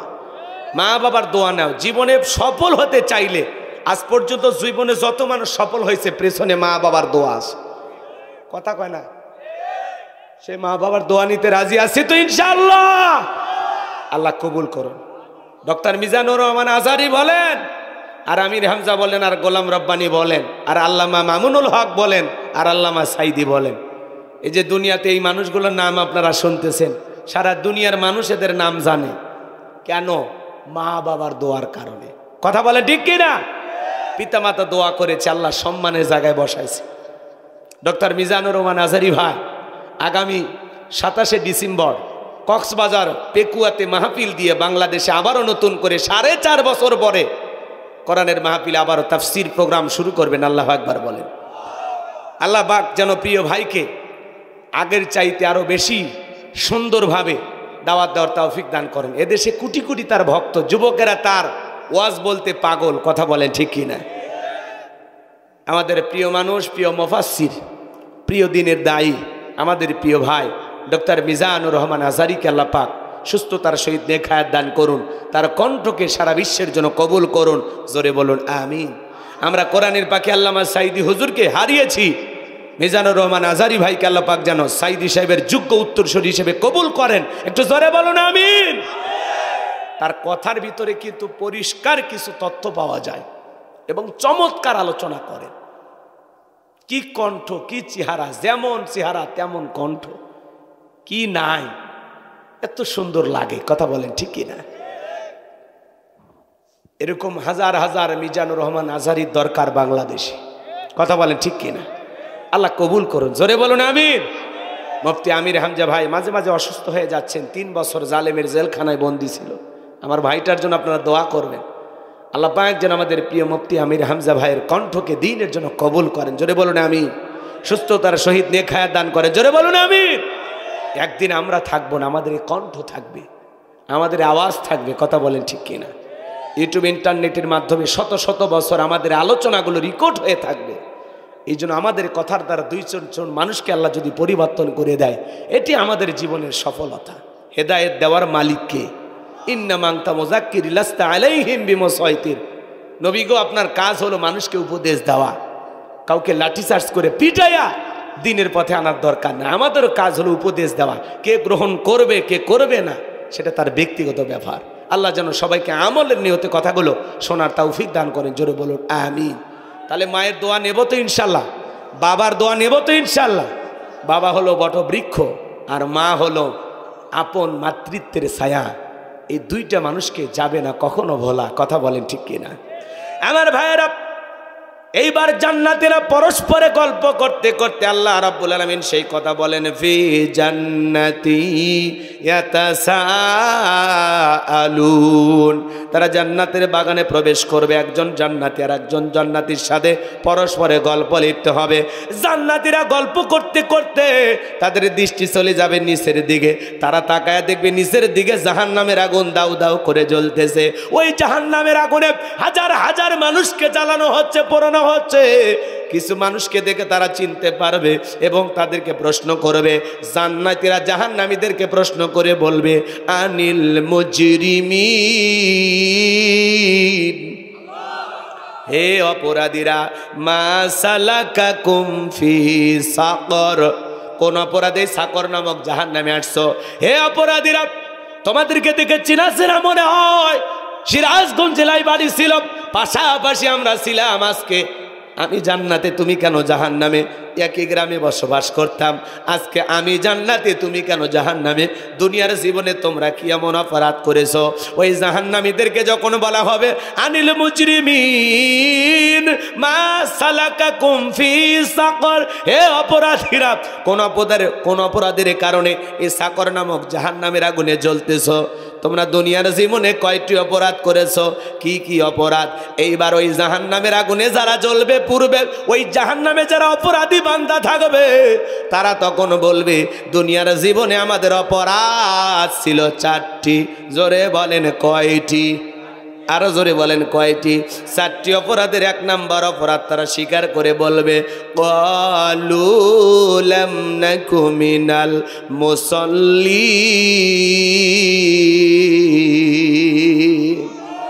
তারা বলবে, দুনিয়ার জীবনের আমাদের 1 নাম্বার অপরাধ হলো ক্বালু লাম নাকু মিনাল মুসাল্লিন, আমরা দুনিয়াতে মুসল্লি ছিলাম না, সালাত আদায় করতাম না, নামাজ পড়তাম না। জোরে কর নাউযুবিল্লাহ। ভাই বসেন, বসেন না, 10টা মিনিট বসেন। যারা ওটা বাসা করতেছেন যদি পারেন, আমার গাড়িতে লেখা একটা বই আছে, শেষ বিদায়। একজন মানুষকে কিভাবে বিদায় করা লাগে নবীজির তরিকায়। মৃত ব্যক্তিকে চুমা খাওয়া জায়েজ না হারাম? স্বামী স্ত্রী মারা গেলে একে অপরকে গোসল করাইতে পারবে কিনা? মৃত স্বামী স্ত্রীকে চুমা খাওয়া যাবে কিনা? আত্মহত্যা করে মারা গেলে তার জানাজায় যাবে কিনা? পাহাড় পর্বত নদী এলাকায় বিভিন্নভাবে মানুষ মারা যায়, তাদের দাফন কাফন কীভাবে হবে? ছোটো বাচ্চা মারা গেলে তার দাফন কাফন কীভাবে হবে? জান্নাত জাহান্নাম সম্পর্কে, কবরের সলজট সম্পর্কে, ঈমান আমল সম্পর্কে খুবই গুরুত্বপূর্ণ একটি বই, শেষ বিদায়। যদি পারেন আপনারা নিয়ে যাবেন। ৭৬ পৃষ্ঠার বইটা, 2টা গজল লেখা আছে, আমার মাদ্রাসার ঠিকানা, মোবাইল নাম্বার সব দেওয়া আছে। যদি পারেন স্মৃতি হিসাবে নিয়ে যাবেন। এই যে পাশেই গাড়ি রাখা আছে, ড্রাইভারের কাছ থেকে আপনারা নিয়ে যাবেন 50 টাকা হাদিয়া দিয়ে। কষ্ট হলো? আমার কথাকে রাগ করলেন আপনারা? যুবক, এগুলো তো কিনবা না। তোমরা কেন উপন্যাস? প্রেম কেন কাদায়? যৌবনের মৌবনে অভিশাপ্ত রাত, মেলন হবে কতদিনে? তোর মরণের পরে। এগুলো আজে বাজে উপন্যাস কিনলে চরিত্র ধ্বংস হয়ে যাবে। কথা বলে ঠিক কিনা? হে যুবক, প্রত্যেকটা মুসলমানের ঘরে যেন একটা সিরাত গ্রন্থ থাকে। নবীজির জীবনের শুরু থেকে শেষ পর্যন্ত প্রত্যেকটা মুসলমানকে জানার দরকার আছে না নাই? জোরে বলেন, দরকার আছে না নাই? আচ্ছা, আপনারা কি ঘুমাইছেন? আমি কি দোয়া করব? 4টি অপরাধের 1 নাম্বার অপরাধ, তারা বলবে ক্বালু লাম নাকু মিনাল মুসাল্লিন। তারা বলবে দুনিয়ার জীবনে আমরা মুসল্লি ছিলাম না, সালাত আদায় করতাম না, নামাজ পড়তাম না। মসজিদে আজান হয়েছে, কিছু মানুষ মসজিদে প্রবেশ করেছে চোখের সামনে। আমি ক্ষেত খামার নিয়ে ব্যস্ত ছিলাম, মসজিদের সামনে কোদাল ঘাড়ে করে নিয়ে জমিতে চলে আসছি। মসজিদের সামনে আমি হেঁটে চলে আসছি, মসজিদের পাশে আমার বাড়ি ছিল। আজান দেওয়ার পরে উত্তর পাড়া থেকে আব্দুল খালেক এসে মসজিদে নামাজ পড়েছে, আব্দুল সালাম নামাজ পড়েছে, কিন্তু আমি কপাল পরা মসজিদের সাথে বাড়ি হওয়ার পরেও মসজিদে যাই না। বলবে কামারখন্দ বাজার আমাদের দোকান ছিল, আজান দেওয়ার পরে আপনি দোকানদারি বন্ধ করে মসজিদে গেছেন, আর আমি দুনিয়ার লোভে পইরা দোকান খুলে বসেছিলাম। সেদিন যদি আমিও দোকান বন্ধ করে আপনার সাথে মসজিদে যাইতাম, তাহলে আজকে আমাদেরকে এইভাবে জাহান্নামের আগুনে জ্বলা লাগতো না। কথা বলেন না কেন? কিছু দোকানের সামনে লেখা থাকে নামাজের বিরতি, দোকানদার নামাজে আছে, এই কথাগুলো দেখলে ভালো লাগে। এজন্য আজান দেওয়ার সাথে সাথে দোকানদারি বন্ধ করে, মাঠের কাজ বন্ধ করে আল্লাহকে সেজদা দেওয়ার দরকার আছে না নাই? আপনি জমিনে কাজ করতেছেন, মসজিদে আসতে আসতে অনেক সময় লাগবে, ঠিক আছে, ওই জায়গায় কাদা পানিতে ওযু বানায়া জমির আইলে দাঁড়ায়া ওই জায়গায় সালাত আদায় করেন, নামাজ মাপ নাই। আপনি অজুহাত দেন না, এখন 3-4 দিন জমিতে ওই যে ধান লাগাবো, এই 4-5 দিন নামাজ পড়ার দরকার নেই। ওরে বাবা, 4-5 দিন কি তখন নাকি আপনারা আজকে জমির পানি নিয়ে জমিতে ধান লাগানি লাগবে, হুজুর হাতে আজকের 5 ওয়াক্ত মা। কে বলেছে ভাই? কোন হুজুর বলছে? মহিলাদের মাপ আছে, পুরুষের মাপ আছে গো? আছে, মাপ আছে? মাপ নাই। মাঝে মাঝে অনেক ভক্ত এসে কয় হুজুর সেলফি একটা প্লিজ, আগে নামাজ পড়ো আমার সাথে। তখন বলতে হুজুর আমার শরীর ঠিক নাই। আমি তখন বলি মহিলাদের এই রোগ তোমাদের কবে পার হইল? কয় হুজুর এই রোগ সেই রোগ না, পেশাব করে পানি নেই। যেই মুসলমানের সন্তান বলবে আমি পেশাব করে পানি নেইনি, ওর চরিত্র আর কুকুরের চরিত্র এক। কুত্তেও পেশাব করে পানি নেয় না, ওই মুসলমানও পানি নেয় না। কুকুর আর এর মধ্যে কোনো পার্থক্য আছে? কুকুরও পেশাব করে টপ টপ করে পরে, এরও পেশাব করে টপ টপ করে পরে, লুঙ্গি মেখে যায়, প্যান্ট মেখে যায়, আর আতরের মতো সুগন্ধি বের হয়। কি কর হাই রে মুসলমান, ও বলে আমার শরীর ঠিক নেই, কাপড় ঠিক নেই। মুসলমান সবসময় শরীরটাকে পবিত্র রাখার দরকার আছে না? কবরে 1 শ্রেণীর মানুষকে শাস্তি দেওয়া হবে শুধুমাত্র এই কারণে যারা পেশাব থেকে পবিত্রতা অর্জন করতো না, শুধু এই একটা অপরাধে। কি ভাই, এই যে ভাই যে চাচা 10 মিনিট চাইছি, বাজান বসেন না। কষ্ট হচ্ছে আপনাদের? বুঝতে পারছি, জোর করে আসলে তো হয় না, কষ্ট হয়, কষ্ট হয়। খালি মসজিদটা সুন্দর বানাইলে হবে না, ওখানে সালাত আদায় করে আমাদের জীবনটাও সুন্দর করার দরকার আছে না নাই? হ্যাঁ, নামাজ পড়বেন তো ইনশাল্লাহ।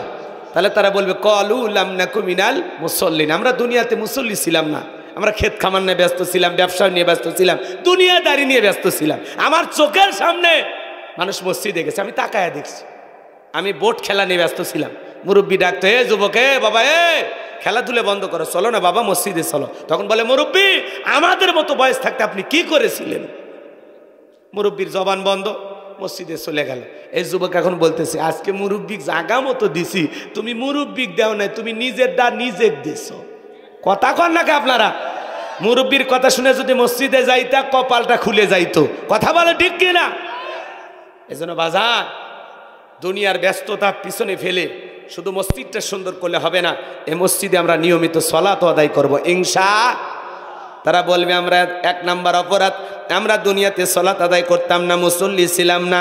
ওদের 2 নাম্বার অপরাধ, ওরা বলবে ওয়ালাম নাকুনু তুইমুল মিসকিন।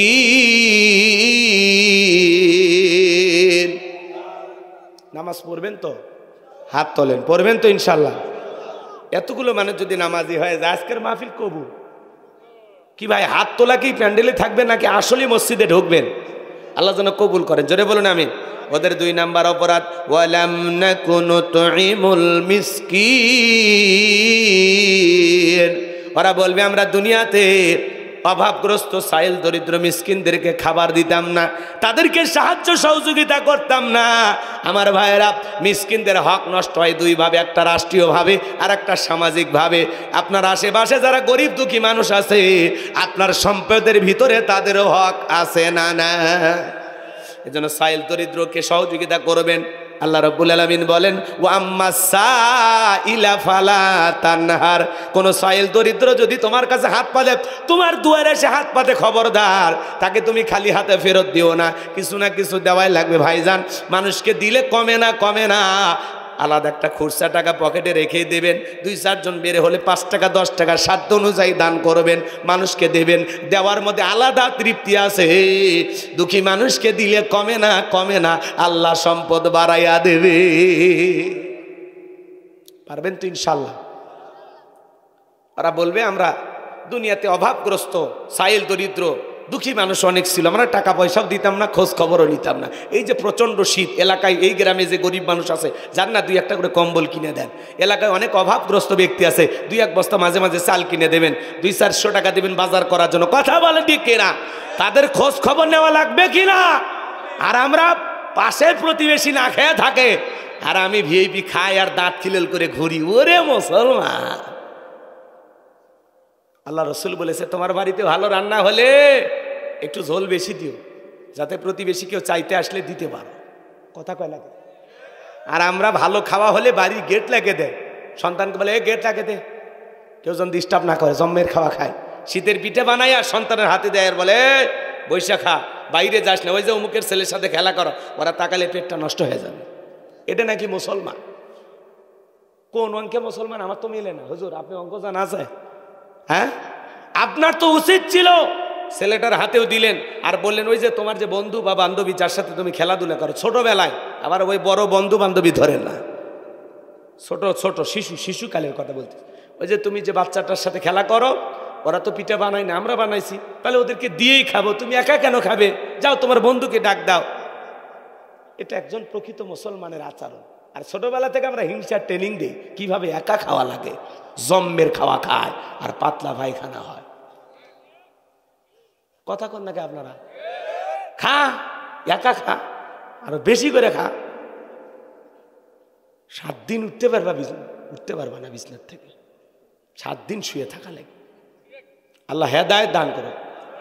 আশেপাশে 2-4 জনকে দিয়ে খাইন রে ভাই। কথা কয় না গো? গরিব মানুষ গ্রামে 2-4 জন থাকে না, ওরা পিঠা পুলি বানাইতে পারে, আপনার বাড়িতে হয়েছে বাটিতে সাজায় দিয়ে আসেন, আল্লাহ খুশি হবে। কে খুশি হবে? আল্লাহ খুশি। ওই জন্য কিয়ামতের ময়দানে আল্লাহ বলবে আমি ক্ষুধার্ত ছিলাম, তোমার কাছে খাবার চাইলাম দাও নাই, আমি পোশাকবিহীন ছিলাম, তোমার কাছে পোশাক চাইছিলাম দাও না। মানুষ তখন বলবে আল্লাহ কি বলে, আপনি চাইতে গেছেন আর আমি দেইনি না, এটা কোশ্চিন কালেও না। আল্লাহ তখন বলবে আমি তো যাই নাই, কিন্তু ওই যে গরিব, ওই যে দুঃখী সাইল অভাবগ্রস্ত তোমার কাছে চাইছিল, ওরে যদি খাইতে দিতা আমারে খাওয়ানো হইতো, ওরে যদি পোশাক দিতা আমি আল্লাহরে দেওয়া হইতো, ওরে ফিরাইছো মানে আমারে ফিরাইছো। কথা কন ঠিক কিনা? কত বড় কথা ভাবা যায়। কি মানুষ হবেন তো ইনশাল্লাহ? তাহলে সহযোগিতা করবো তো ইনশাল্লাহ। ওরা বলবে আমাদের 3 নাম্বার অপরাধ, ওয়া কুন্না নাখুদু মাআল খাইদিন।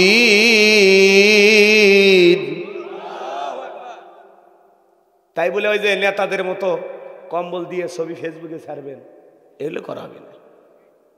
হ্যাঁ দেওয়া যায়, আপনি নেতা না, পাবলিসিটি না, কিছু এমনি সাধারণ মানুষ দিচ্ছেন, আপনার দেওয়া দেখে যদি আরো 10 জন দেয় আলহামদুলিল্লাহ। ভালো কাজে সহযোগিতা করবেন। কি করেন আপনারা, কি বলেন ভাই, রাজি আছেন তো ইনশাল্লাহ? শীতের দিনে একটা বৃদ্ধ অসহায় মানুষকে একটা চাদর কিনে দেন, দেন। শীতের একটা মোটা জামা কিনে দেন, আল্লাহ খুশি হবে। পারবো ভাই, পারবো। আমার 10 জনকে দেওয়ার সামর্থ্য নেই, আমি 1 জনকে দেব, আমি 2 জনকে দেব। আমরা একে অপরকে ভালোবাসবো, বুকে টানবো, তাহলে দেখবেন সমাজটা সুন্দর হবে, দেশটা সুন্দর হবে, আমরা এগিয়ে যাব, ভালো মানুষ হয়ে মালিকের সামনে দাঁড়াতে পারবো। আল্লাহ বোঝার তৌফিক দান করে, একটু জোরে বলেন আমিন। ওরা বলবে আমাদের 3 নাম্বার অপরাধ, ওয়া কুন্না নাখুদু মাআল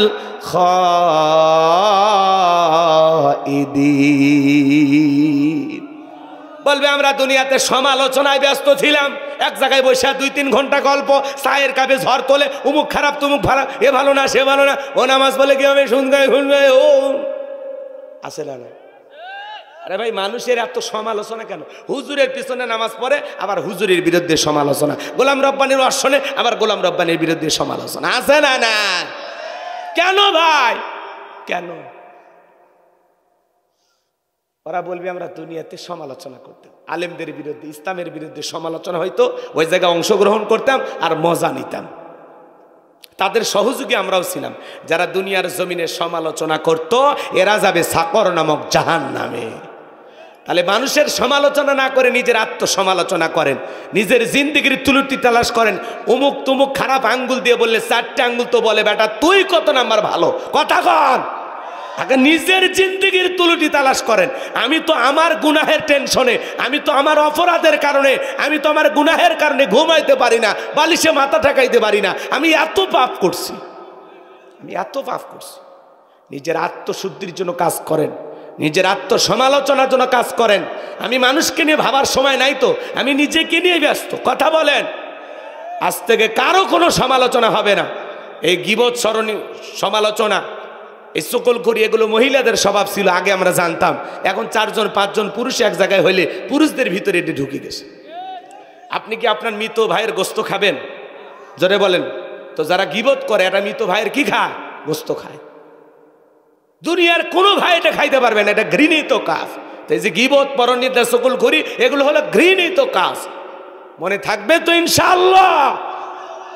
রাস্তা দিয়ে একজন মোটরসাইকেল নিয়ে যাচ্ছে, এটা বউ না মেয়ে না মা, অনুমান করে বলে জিনিস, এই যে ধারণা করলেন, এটা গুনাহ, এটা কবিরা গুনাহ, কথা কয় না ভাই? কেউ উপস্থিত নাই, তাকে নিয়ে আলোচনা করতেছেন, এটা কবিরা গুনাহ। আজ থেকে আমরা কারো সমালোচনা করব না ইনশাল্লাহ, জবানটাকে কন্ট্রোল করব তো ইনশাল্লাহ। মাংসমাতা নাজা, চুপ থাকলে আপনি নাজাত পাবেন। যত দুনিয়াতে কম কথা বলা যায় তত ভালো, পারবো তো ইনশাল্লাহ। আল্লাহ রসুল বলেছেন, তোমরা যদি 2টা জিনিস কন্ট্রোল করতে পারো, একটা হলো 2 চলের মাঝখানে থাকা নরম জিহ্বা, আর 2 উরুর মাঝখানে থাকা লজ্জাস্থান। এই 2টা যদি হেফাজত করতে পারো, আমি নবী তোমাদের জান্নাতের জিম্মাদারি নিলাম। চিৎকার মেরে বলুন সুবহানাল্লাহ। এই জন্য আমরা কারো সমালোচনা করব না। হাজী সাহেব, মনে আল্লাহ আমাদেরকে কবুল করুন। ওরা বলবে আমাদের 4 নাম্বার অপরাধ, ওয়া কুন্না নুকাযযিবু বিয়াউমিদ্দিন। ওরা বলবে আমাদের 4 নাম্বার অপরাধ, আমরা পরকাল দিবসকে অস্বীকার করতাম। পরকাল নামের যার একটা জগৎ আছে, সেখানে যে জবাবদিহিতা করতে হবে, হিসাব নিকাশ আছে, এইটা আমরা কখনো কল্পনাও করতাম না। আমরা মনে করেছিলাম পরকাল টরকাল বলে কিছু নেই, পরকালে কি হয় না হবে, মানে পরকালের ব্যাপারে উদাসীন ছিল। কিসের পরকাল, কিসের হিসাব, এটা আরো কল্পনাও করতো না। কিন্তু আল্লাহ কি বলেন, মালিক ইয়াউমিদ্দিন, শেষ বিচার দিবসের মালিক আল্লাহ। আল্লাহ হলেন আহকামুল হাকিমিন, তিনি হবেন বিচারক। আর আল্লাহ যেদিন বিচার দিবস কায়েম করবে, সেই দিন কারো প্রতি জুলুম করা হবে। আপনি যতটুকু পাপ আল্লাহ ততটুকু বুঝিয়ে দিন। ওরা বলবে আমরা পরকাল টরকাল বিশ্বাস করতাম না, আখিরাতের ব্যাপারে তারা উদাসীন থাকবে। কর্মফল দিবসকে যারা অস্বীকার করত এরা থাকবে সাকর নামক জাহান্নামে। এই চারটে অপরাধ কি করা যাবে? এদিক খেয়াল করেন। তাহলে সাকর নামক জাহান্নামে যারা যাবে ওরা নামাজ পড়তো না, গরিব দুঃখীদেরকে সাহায্য সহযোগিতা করতো না, সমালোচনা করত, আর পরকাল দিবসকে পুরোটাই অস্বীকার করে দুনিয়ার আমোদ প্রমোদ রং তামাশায় ব্যস্ত। এ কথা কর না কে? যুবকে, পরকালের ভয় যদি তোমার থাকে তুমি কি ঘরের দরজা লাগায় উল্টাপাল্টা ভিডিও দেখতে পারবা? হ্যাঁ, মোবাইলে কি দেখো? এই মোবাইলের ওজন কম, কিন্তু এই মোবাইলের মাধ্যমে মানুষের পাপের ওজন অনেক বেশি। এই মোবাইল যুব সমাজের চরিত্র ধ্বংস করে দিয়েছে। কথা কন, ঘরের দরজা বন্ধ করে একা একা ভিডিও, কথা কয় না গো। দেশে মোবাইল আইছে, চিঠি বন্ধ হইয়াছে, দিওয়ানা বানাইছে, পোলা মাইয়ার মনের কথা ভাসে বাতাসে। থাক, এখন আর না বলি।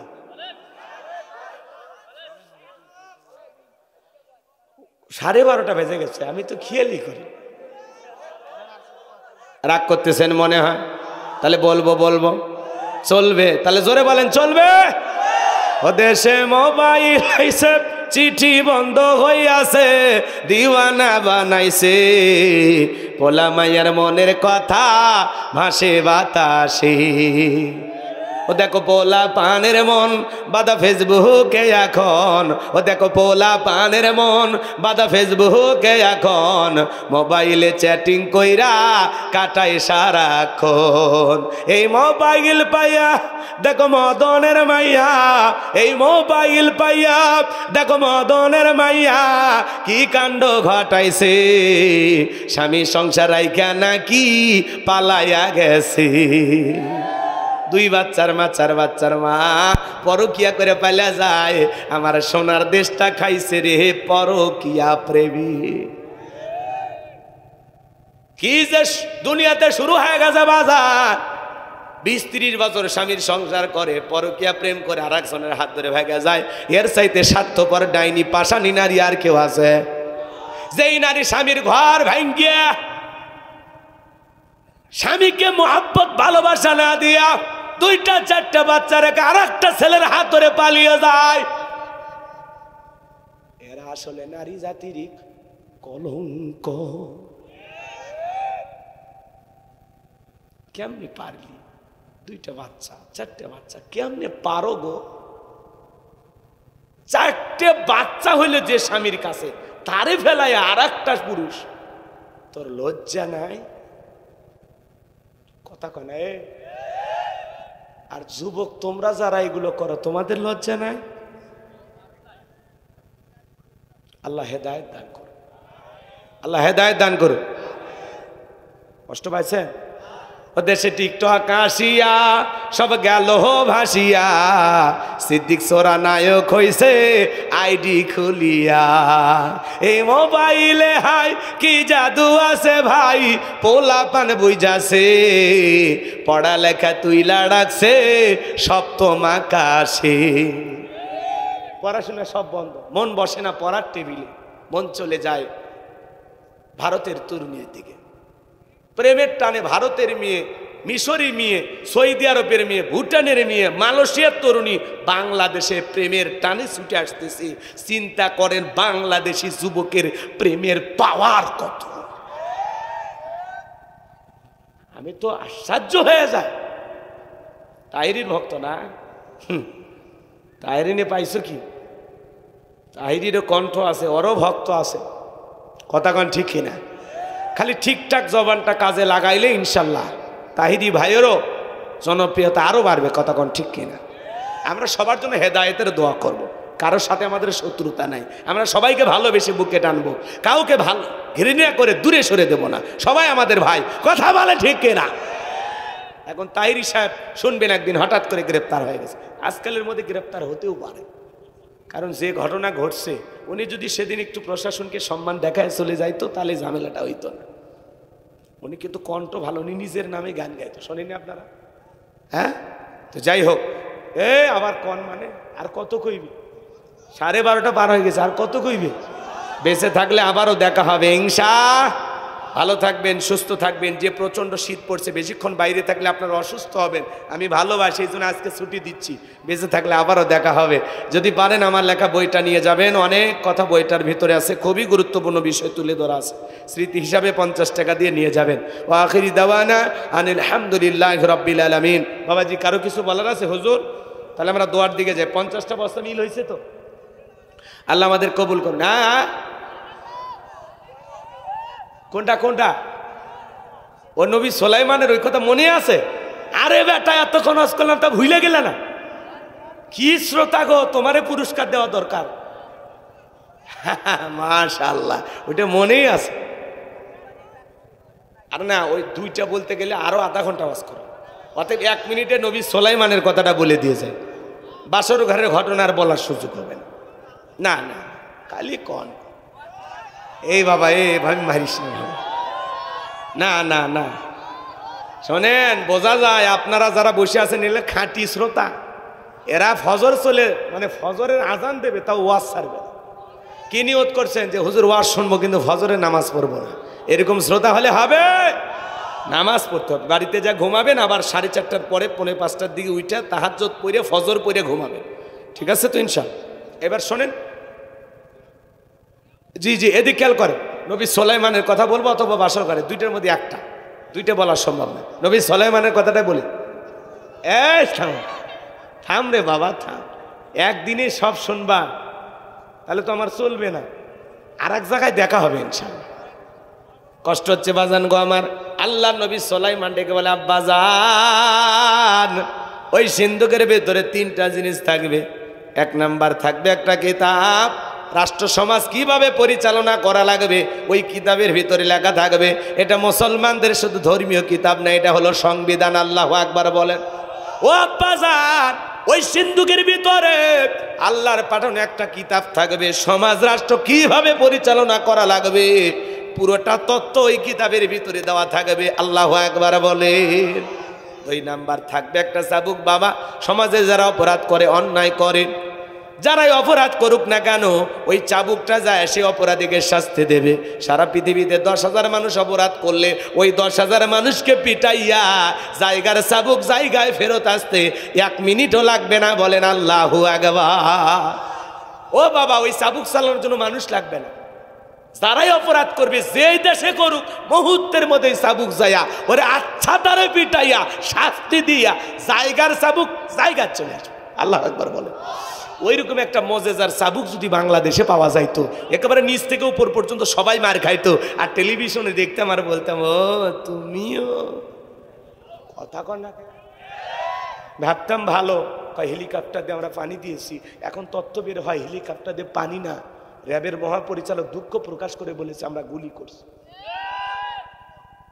একটা মেয়ে মানুষ এত মিথ্যা কথা কয়, আসলে নেত্রী না গো, অভিনেত্রী। স্বজন হারানোর ব্যথা, এই কথাগুলো যে বলতেন আপনার কি একটু মায়া দয়া হইতো না? এই দেশের মানুষের সাথে এতগুলো অপরাধ কেন করলেন? আর এইভাবে পালিয়ে যায় আমাদেরকে দুঃখের সাগরে ডুবাইলেন কেন? পদত্যাগ করে জেলে গেলে ওই দেশের ক্ষতি হইতো না, কিন্তু উনি চলে যাওয়ার কারণে বিশ্বাস করেন ওই 2-3 দিন শাসকবিহীন রাত কাটাইয়া কত লুটপাট হয়েছে, কত দুর্নীতি হয়েছে, কত চিন্তায় হয়েছে, কত ঘটনা ঘটছে, 2-4টা মার্ডারও হয়েছে। কথা কয় না ভাই?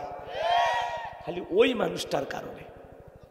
আমি চোখের সামনে দেখছি বগুড়া শহরে আরে মার্কেটগুলোর থেকে জিনিস ভাঙ্গিয়া শাড়ি, 3 পিস, মোবাইল, নুডলস, এমনকি ফলের দোকানের আনারস পর্যন্ত নিয়ে যাচ্ছে। আমি দেখছি আর কাঁদছি আর বলছি আল্লাহ এই স্বাধীনতা আমরা চাইনি।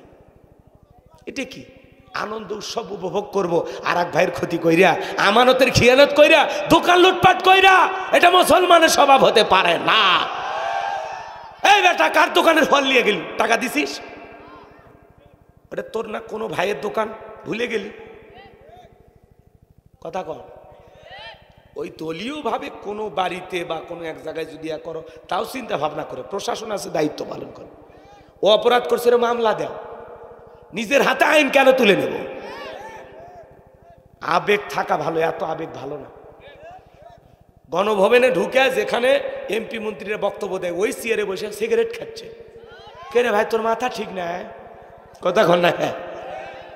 আর যাই হোক সিদ্ধান্ত নেন আর কোনো মহিলাকে আমরা প্রধানমন্ত্রী বানাবো না। মেয়েদের রাগ বেশি জেদ বেশি, ওরা রাগ করে বাড়ির হাড়ি বাতিল ভেঙে ফেলে দেয়, স্বামী তুলে আছাড় মারে। এই জন্য আগামীতে আর যাই হোক বাংলাদেশে আমরা নারী প্রধানমন্ত্রী চাই না, পুরুষ প্রধানমন্ত্রী চাই। কারা কারা হাত তোলেন? লিল্লাহে তাকবীর। নারীদের দেখা শেষ, পুরুষের বাংলাদেশ। ওদের দিলে ওদের ঝামেলা বেশি, ওরা একবার শান্তির জায়গা পাইলে জীবন চলে যাবে, তো জায়গা ছাড়বি না। চার ভাই বিয়ের আগে এক খাটে ঘুমায়, আর এই ডিজিটাল বউগুলো আসে ভাইয়ে ভাইয়ে কি কি যে কলকাটি নারী, এক ভাই আর এক ভাইয়ের সাথে বাজারে যা ধাক্কা লাগলেও কথা কয় না, বইয়ের ভয় কি তাবিজ করে কথা কন। যেন নারীরা খুবই কঠিন জিনিস ভাই। এই না এই যে বললি দে তো আমারে 500 টাকা দে, তা তো দিবি না, তাহলে কি হইলো? এই যে একজন বক্তার নাম শুনিনি আপনারা, হাবিবুর রহমান যুক্তিবাদী, নাম শুনছেন না? উনি ওনার ওয়াজে যা বলছিল, এদেশের মানুষ যাত্রার প্যান্ডেলে নর্তকীর নাচ দেখে টাকা ছিটায়, শিল্পীর কাছে টাকা ছিটায়, গায়িকার কাছে টাকা ছিটায়, আর বক্তার 2 ঘন্টা ওয়াজ শুনে শীতের কনকনা ঠান্ডা হাত নিয়ে মুসাফা করে আর বলে হুজুর দোয়া করেন। কথা কর। আপনার ইমাম বক্তব্য দেয়, দেন না 100 টাকা একদিন হাদিয়া দেন না, যে হুজুর 100 টাকা দিলাম কি চা খাই, গলাটা যেন আরো ঠিক হয়। কথা কর। 500 টাকা একদিন ইমামের হাতে দিয়া বলেন হুজুর এটাতে আপনার বউ বাচ্চা ফল ফুল কিনে খাওয়ায়েন। খালি হুজুরের ওয়াজ শুনবেন, হুজুরের বক্তব্য শুনবেন, হুজুরকে একটু হাদিয়া তহবা দিবেন না, তা হবে না। আমারে দেওয়া লাগবে না, আমি কিন্তু আমার কথা বলি নাই। আপনার এলাকায় যে হুজুরগুলো আছে তাদেরকে ভালোবাসা দেবেন, পারবেন তো ইনশাল্লাহ। ভারতে আমি ওয়াজ করতে গেছিলাম, ভারতে এক মাহফিলে মুসাফা কইরা, মানুষের সাথে মুসাফা কইরা 56,000 টাকা পেয়েছিল, খালি মুসাফা করে। এত তারা মানুষকে ভালোবাসে। তো আলেমদের হাতে যখন মুসাফা করবেন 20 টাকা দিয়ে হলেও করবেন, আমার হাতে না, আপনাদের মসজিদের ইমাম, আপনাদের এলাকার মাদ্রাসার মহতামিম, খালি হাতে মুসা, ওই 20 টাকার মধ্যে হুজুর যে কি দোয়া করবে, আল্লাহ চাইলে 20 লাখেরও ব্যবস্থা হবে। আলেমদের সাথে মোহাব্বত রাখবেন, ভালোবাসা রাখবেন, পারবেন তো ইনশাল্লাহ। মা বাবা মারা গেছে, আলেমদেরকে ভালোবাসেন, বেশি বেশি দোয়া নেন, আলেমদেরকে যত্ন করবেন, খাওয়াবেন, দেখবেন আল্লাহ খুশি হবে, পারবেন তো ইনশাল্লাহ। তাহলে 2 নাম্বার কি ছিল? চাবুক। ওই চাবুক বাংলাদেশে পাইলে আজকে আমরা পিটাইতো, আর আমরা টেলিভিশনে নিউজ দেখতাম আর বুঝতাম এই সেই অপরাধী। কি কথা ক্লিয়ার? আর 3 নাম্বার থাকবে বাবা একটা আংটি। ওই আংটি যার হাতে থাকবে, মানব দানব জিন ইনসান সকলে তার হুকুম মানতে বাধ্য থাকবে। এজন্য নবী সুলাইমানকে আল্লাহ তাআলা একটা আংটি দিয়েছিল। ওই আংটি যেদিন খুলেছিল ওই ঘটনা আপনারা শোনেন নাই, ওখানে ঘটনাটা বলতে গেলে আরো আধা ঘন্টা ওয়াজ করা লাগবে। জীবনে কোনো দিন বেঁচে থাকলে আবারও দেখা হবে। ভালো থাকবেন, সুস্থ থাকবেন। ওয়া আখিরি দাওয়ানা আনিল হামদুলিল্লাহি রাব্বিল আলামিন। আল্লাহুম্মা আমিন। রব্বানা যালামনা আনফুসানা ওয়া ইল্লাম তাগফির লানা ওয়া তারহামনা লানাকুনান্না মিনাল খাসিরিন।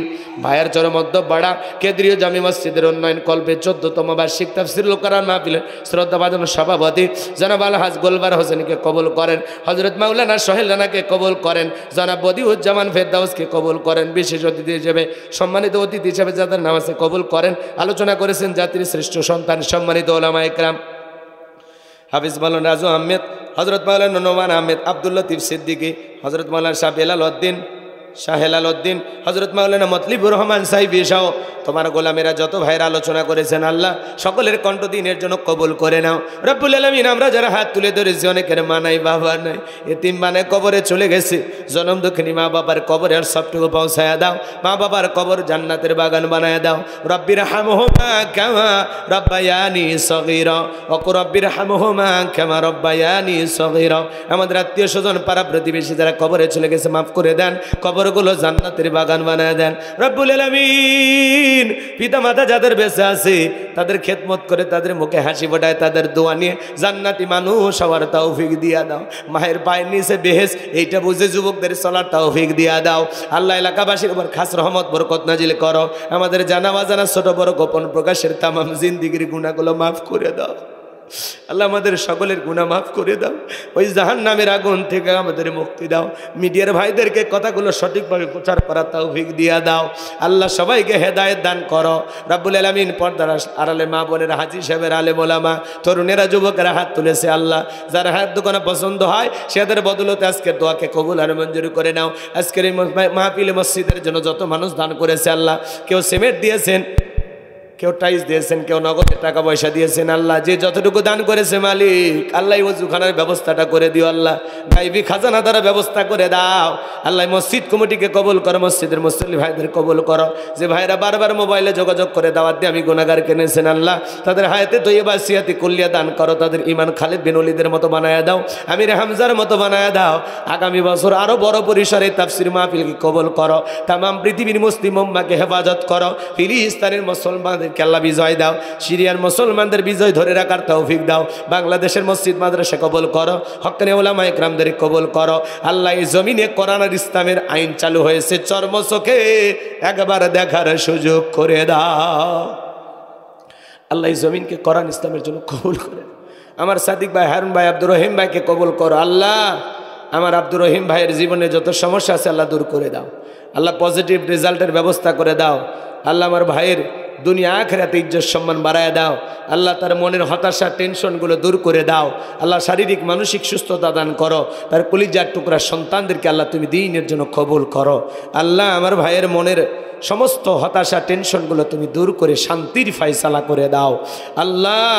আল্লাহ তুমি তোমার গোলামের জিন্দিগির সমস্ত ত্রুটিগুলো মাফ করে দাও আল্লাহ। এই তাহাজ্জুদের সময় দোয়া করি আল্লাহ, যত মানুষ হাত তুলেছে আল্লাহ সবাইকে তুমি 5 ওয়াক্ত নামাজি বানায় দাও আল্লাহ। সবাইকে মসজিদে গিয়ে তোমার কদম মোবারকে সেজদা দেওয়ার তৌফিক দাও আল্লাহ, তোমার কুদরতি কদমে সেজদা দেওয়ার তৌফিক দাও আল্লাহ। আমাদের সবাইকে নামাজি বানায় দাও। ডেকোরেটর ভাইদের ব্যবসায় বরকত দাও, তার বাবা কবরে চলে গেছে, তার বাবাকে মাফ করে দাও। অনেকে দোয়া চেয়েছেন, অনেক আশা নিয়ে যে আশায় দান করেছেন, দোয়া চেয়েছেন আল্লাহ, ওই আশাগুলো তুমি পূরণ করে দাও। তুমি আলিমুম বিজাতি সুদূর সফর অন্তরে খবরে জানো আল্লাহ। আমাদের সবাইকে জীবনে একটাবার সোনার মক্কা মদিনায় কবুল করে নিও। যে মাসে মরণ দিবা মাসটা যেন রমজান মাস হয়, যেই দিনে মরণ দিবা দিনটা যেন জুমার দিন হয়। নামাজের সিজদারত অবস্থায় মৃত্যু দিও, কোরআন পড়তে পড়তে মৃত্যু দিও আল্লাহ। এই প্রচণ্ড ঠান্ডা কুয়াশার ভিতরে আমরা চলাচল করি আল্লাহ, চলার পথকে নিরাপদ বানায় দাও আল্লাহ। আমার কলিজার টুকরা সন্তান আল্লাহ, তাদেরকে তুমি দ্বীনের জন্য কবুল করো, সুস্থতার সহিত নেক হায়াত দান করো। আমি গুনাহগারে মাদ্রাসায় নূরে মাদিনা 70 জনের ছাত্র আমার মাদ্রাসায় আল্লাহ। 24 জন এতিম গরিব অসহায়, যাদের থাকা খাওয়া চিকিৎসা পোশাক সম্পূর্ণ ফ্রি, সারা দেশ থেকে যে হাদিয়ে পায় এই টাকা দিয়ে মাদ্রাসা আমি চালাই, পাশাপাশি মসজিদ বানাবো, কবরস্থান বানাবো। তোমার এই গোলামের স্বপ্নগুলো তুমি পূরণ করে দিও। মৃত্যুর সময় দয়ার নবীর চাঁদ মুখখানা দেখতে দেখতে আমাদের জবানে জারি করে দিও লা ইলাহা ইল্লাল্লাহু মুহাম্মাদুর রাসূলুল্লাহ।